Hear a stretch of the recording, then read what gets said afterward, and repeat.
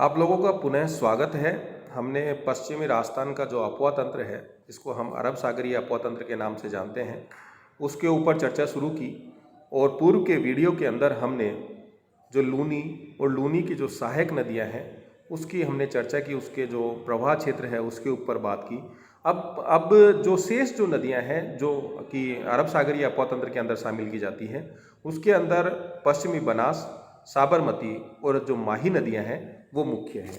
अब यहाँ हम वीडियो के अंदर जो स्लाइड के अंदर हम उन्हीं चीज़ को बताने की भी कोशिश कर रहे हैं। यहाँ जब हम बात करते हैं पश्चिम बनास की, इसकी उत्पत्ति सिरोही के अंदर होती है। सिरोही से निकलने के बाद ये गुजरात के अंदर प्रवेश करके जो है अपना जल अरब सागर में लेके जाती है। दूसरी जो नदी है वो साबरमती नदी है, जिसकी उत्पत्ति जो है उदयपुर से होती है और उदयपुर में बहने के पश्चात ये गुजरात में जाती है। इसका जो प्रवाह क्षेत्र है राजस्थान के अंदर काफ़ी कम है। इसका अधिकांश जो अपवाह क्षेत्र है साबरमती नदी का वो गुजरात के अंदर है। या ये कहें कि इससे जो पेयजल या सिंचाई के दृष्टिकोण से जितना लाभ गुजरात राज्य को मिलता है, उतनी यहाँ राजस्थान के अंदर इसको उतना लाभ नहीं मिल पाता, क्योंकि इसका जो अपवाह क्षेत्र है वो काफ़ी कम है। दूसरी जो नदी है वो माही नदी है, जिसकी उत्पत्ति मध्य प्रदेश से होती है, जो बांसवाड़ा, डूंगरपुर, प्रतापगढ़ में बहती हुई गुजरात में प्रवेश कर अपना जल खंबाती खाड़ी यानी अरब सागर में जाकर गिराती है। अब इसकी जो सहायक नदियां हैं सोम है, जाखम है और अन्य जो सहायक नदियां हैं मोरेन है, उसके ऊपर जो है हम चर्चा यहीं आज की वीडियो में हम करेंगे। अब हम जो पश्चिम बनास की हमने बात की तो आपको बताया कि जो पश्चिम जो नदी है उसकी जो उत्पत्ति होती है सिरोही जिलों के अंदर होती है, नायासवाड़ा गांव के अंदर होती है। इस नदी पर बनास परियोजना सिरोही जिले में बनी हुई है, जिससे सिरोही में जो सिंचाई जो परियोजना है उसका संचालन किया जाता है। सूखली नदी पर सिरोही जिलों में ही सूखली सेलवाड़ा परियोजना लगाई गई है। ये जो पश्चिम जो बनास है इसकी मुख्य सहायक नदी है, और अन्य जो सहायक नदी है पश्चिम बनास की वो कूकली है। यानी सूखली और कूकली दो महत्वपूर्ण पश्चिम बनास की सहायक नदियां हैं, और सूखली नदी के ऊपर ही सूखली सेलवाड़ा परियोजना है, जो कि सिरोही जिलों के अंदर जो इरिगेशन के लिए इस नदी के पानी को उपयोग में लिया जाता है। अन्य जो नदी है साबरमती, इसके जैसे मैंने पूर्व में बताया कि इसकी उत्पत्ति राजस्थान में होती है, लेकिन इसका जो प्रवाह क्षेत्र है अधिकांश वो गुजरात में है। इसकी कुल लंबाई जो है वो 416 किलोमीटर है, उसमें से मात्र 45 किलोमीटर इसका जो प्रवाह है वो राजस्थान में हमें देखने को मिलता है। यानी इसकी उत्पत्ति उदयपुर जिले के कोटड़ा क्षेत्र के पदराड़ा गांव में होती है, और साबरमती एकमात्र ऐसी नदी है जिसका उद्गम स्थल राजस्थान में है, लेकिन अधिकांश प्रवाह गुजरात में है। या ये कहें कि गुजरात की एक मुख्य सहायक नदी है, जो पेयजल और सिंचाई के लिए गुजरात में अपना एक महत्वपूर्ण उसकी भूमिका होती है। और जो गुजरात की राजधानी गांधीनगर हो या अहमदाबाद शहर हो, वो इसी नदी के ऊपर बने हुए हैं। इसकी जो सहायक नदियों की हम बात करते हैं तो सेई, हथमती, वाकल, वेदतर्क, हिरनी, मेश्वा और माजम साबरमती की प्रमुख सहायक नदियां हैं। अधिकांश जो सहायक नदियां हैं साबरमती नदी की, उनकी जो उत्पत्ति होती है वो डूंगरपुर और उदयपुर से होती है। और सई नदी जो उदयपुर जिले में सई बांध बनाया हुआ है, इसमें पानी सुरंग के माध्यम से जवाई बांध के अंदर जो पानी है, सरप्लस जो पानी होता है, वो जवाई बांध के अंदर जो सई नदी के ऊपर जो सई बांध है उससे उसकी आपूर्ति की जाती है। ये हमने आपको पूर्व में बताया। वाकल इसकी अन्य की सहायक नदी मानसी है, और मानसी नदी पर उदयपुर जिले में मानसी वाकल परियोजना को भी संचालन किया जा रहा है, जिससे कि उदयपुर जिले में पेयजल की आपूर्ति की जाती है। तो आपसे पूछा जाता है कि उदयपुर में पेयजल की आपूर्ति कौन सी परियोजना से की जाती है, तो मानसी वाकल परियोजना है। अब यहाँ हमने एक वीडियो में पुनः आपसे शेयर किया है कि इसकी जो उत्पत्ति होती है महद झील से होती है, और ये जो बांसवाड़ा के अंदर जो खांदू जगह है वहाँ प्रवेश करती है। उसके बाद प्रतापगढ़ और जो बांसवाड़ा है वहाँ उसके सीमावर्ती क्षेत्र के अंदर बहती हुई ये डूंगरपुर में प्रवेश करती है, फिर गुजरात के अंदर जाकर खंबात की खाड़ी में। अब यहाँ इसकी जो सहायक नदियाँ हैं, दो मुख्य सहायक नदियाँ हैं, एक तो सोम और एक जाखम। जाखम नदी है उसकी जो उत्पत्ति होती है छोटी सादड़ी प्रतापगढ़ से होती है, जबकि उदयपुर के विश्वामित्री ऋषभदेव जो जगह है वहाँ से सोम नदी की उत्पत्ति होती है। और ये डूंगरपुर के अंदर जाकर जो है बेणेश्वर जो बांध है वहाँ पर बांसवाड़ा में जाके बेणेश्वर जो बांध है वहाँ पर सोम और तीनों नदियाँ एक जगह जाके मिल जाती है। तो इसको हम त्रिवेणी धाम के नाम से भी जानते हैं। अन्य जो सहायक नदियाँ हैं उसके अंदर मोरेन है और अनास है, इनके ऊपर हम चर्चा अभी करेंगे। अब जो माही जो नदी है, इसकी जब हम बात करते हैं तो इसको अन्य कई नामों से जाना जाता है। माही नदी को बांगड़ की गंगा, काठल की गंगा, आदिवासियों की गंगा, दक्षिण राजस्थान की गंगा के नाम से भी जाना जाता है। और इसकी जो उत्पत्ति होती है मध्य प्रदेश के मेहद महू झील से होती है और मध्य प्रदेश के बाद राजस्थान और गुजरात तीन राज्यों में बहकर ये अपना जल खंबात की खाड़ी में गिराती है। इसकी जो कुल लंबाई है वो 576 किलोमीटर है। राजस्थान में इसका जो प्रवाह क्षेत्र है या इसकी जो लंबाई है वो 171 किलोमीटर ही है। राजस्थान में नदी बांसवाड़ा जिले के खांदू नामक स्थान से प्रवेश करती है। माही नदी द्वारा डूंगरपुर बांसवाड़ा की सीमा का निर्धारण भी किया जाता है। बांसवाड़ा, प्रतापगढ़, डूंगरपुर से होकर ये नदी गुजरात में प्रवेश करती है। ये एकमात्र ऐसी नदी है जिसकी अगर शेप की हम बात करें तो ये यू आकार के अंदर राजस्थान के अंदर बहती है। यानी ये जहाँ बांसवाड़ा में प्रवेश करती है, फिर थोड़ा प्रतापगढ़ का एरिया कवर करती है, फिर वापस इस तरह से यू आकार के अंदर डूंगरपुर में आती हुई गुजरात में चली जाती है। इसकी एक विशेष बात और भी है कि माही जो नदी है वो कर्क रेखा जो राजस्थान के डूंगरपुर और बांसवाड़ा से गुजरती है उसको 2 बार ये काटती भी है। तो ये एक बहुत महत्वपूर्ण सवाल आप लोगों से पूछा जाता है कि कौन सी जो नदी है वो कर्क रेखा को 2 बार काटती है। बांसवाड़ा शहर से 16 किलोमीटर दूर खेरवाड़ा गांव में इस नदी पर राजस्थान व गुजरात की एक संयुक्त परियोजना है जिसमें दोनों की जो सहभागिता है यानी गुजरात और राजस्थान की जो सहभागिता है जो कि माही बजा सागर परियोजना है उसमें गुजरात की जो है 55% है और राजस्थान का 45% है। यह राजस्थान का लंबाई के दृष्टिकोण से सबसे बड़ा बांध है जो कि माही नदी के ऊपर बना हुआ है। अब माही जो नदी है इसकी जो अन्य जो विशेषताएं हैं, बांसवाड़ा शहर में माही नदी पर कागदी पिकअप बांध बनाया हुआ है। गुजरात के महिसागर जिले के अंदर गुजरात सरकार द्वारा माही नदी पर कडाणा बांध का निर्माण किया गया है। तो आपको कंफ्यूज नहीं होना कि जो कागदी जो पिकअप डैम है वो बांसवाड़ा में बना हुआ है माही नदी पे, और जबकि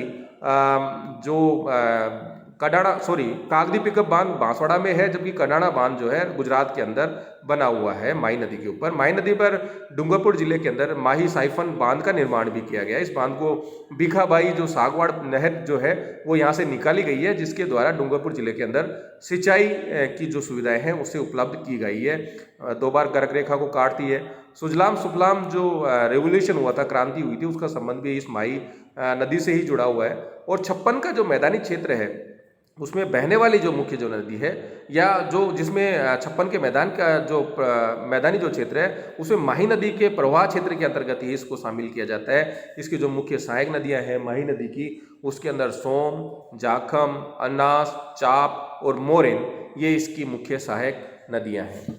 अब यहाँ इस डायग्राम के अंदर भी हमने वही बताने की कोशिश की है, ये आपके प्रवेश करती है, उसके बाद बांसवाड़ा, देन प्रतापगढ़ की सीमा, देन डूंगरपुर। यहाँ हमने कुछ जो बांध इसके ऊपर बनाए गए हैं इस डायग्राम के अंदर 1, 2, तो ये जो नंबर ऑफ डैम्स है ये भी स्लाइड्स के अंदर आपको हम जूम करके आपको बता दें कि कौन कौन से जो बांध है इस माही नदी पे है।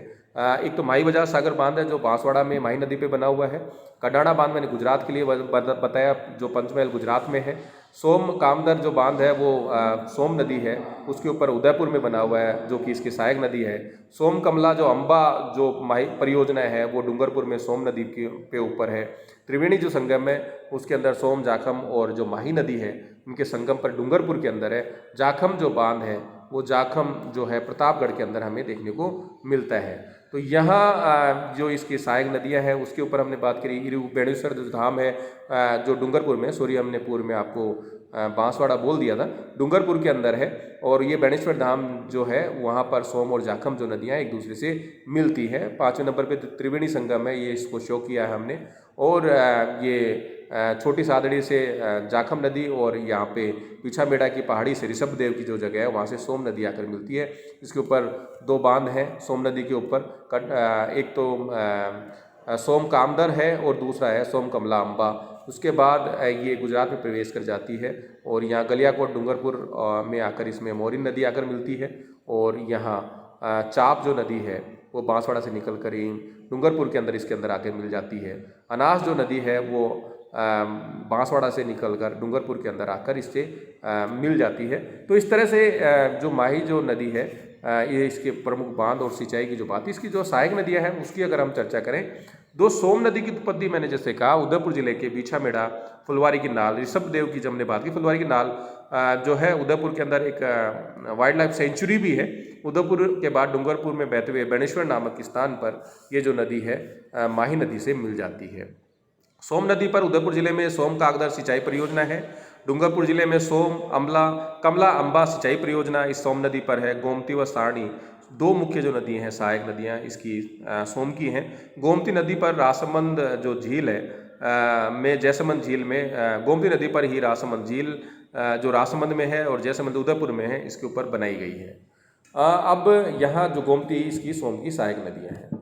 अब जाखम नदी की बात करें तो जाखम नदी की जो उत्पत्ति होती है वो प्रतापगढ़ के अंदर छोटी सादड़ी में सीता माता जो सेंचुरी है, वाइल्ड लाइफ सेंचुरी है जो कि प्रतापगढ़ में है, वहाँ से इसकी उत्पत्ति होती है। प्रतापगढ़ फिर उदयपुर में बहने के पश्चात डूंगरपुर जिले में जाकर ये बेणेश्वर जाकर स्थान पर माही नदी में मिल जाती है।